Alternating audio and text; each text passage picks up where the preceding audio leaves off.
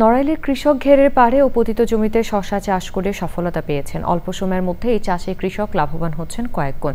জেলার অনেক কৃষক এখন হয়ে উঠছেন স্বাবলম্বী কৃষি উদ্যোক্তা। বিস্তারিত জানাচ্ছেন নন্দিতা বোস। নড়াইল জেলার বিভিন্ন এলাকায় এখন দেখা যায় ঘেরের পাড়ে সবুজ শসার সারি।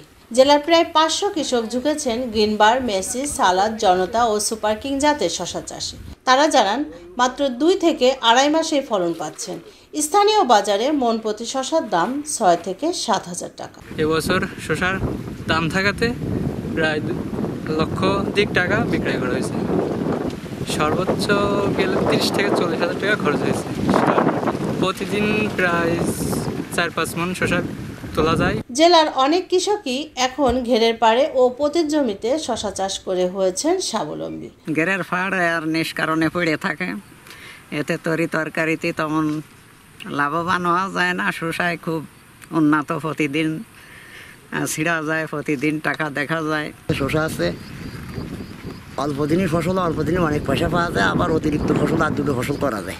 7 দিনে 35 মণ তোলা হয়ে গেছে, আর প্রত্যেকদিন 5 মণ করে উঠতেছে। আর শসার মন বর্তমানে 1100 টাকা, এর আগে ছিল একটু বেশি, আশা করতে সামনে আরও বেশি হবে দাম। উচ্চ মূল্যের এই সবজি চাষে সার, বীজ ও কারিগরি পরামর্শ দিচ্ছে কৃষি সম্প্রসারণ অধিদপ্তর। বর্ষায় ডুবে যাওয়ার কোনো সম্ভাবনা নেই, ক্ষতিগ্রস্ত হওয়ার সম্ভাবনা নেই। ফলে 45 দিন পরে যে ফুল আসে এবং জৈবিকভাবে ফেরোমেন ফাঁদ ব্যবহারের মাধ্যমে বা জৈবিক কৃষির উৎপাদনের মাধ্যমে এটা উৎপাদন করা সম্ভব হচ্ছে। ফলে আমাদের দিন দিন এই শসা চাষ বাড়ছে। ঘেরের পাড়ে শসা চাষ নতুন সম্ভাবনার দ্বার খুলেছে নড়াইলের কৃষক। কৃষিতে উদ্ভাবনী এই ধারা শুধু অর্থনৈতিক নয়, সামাজিক পরিবর্তনেও ইঙ্গিত দিচ্ছে। Nandita Bose, channel I, Narail.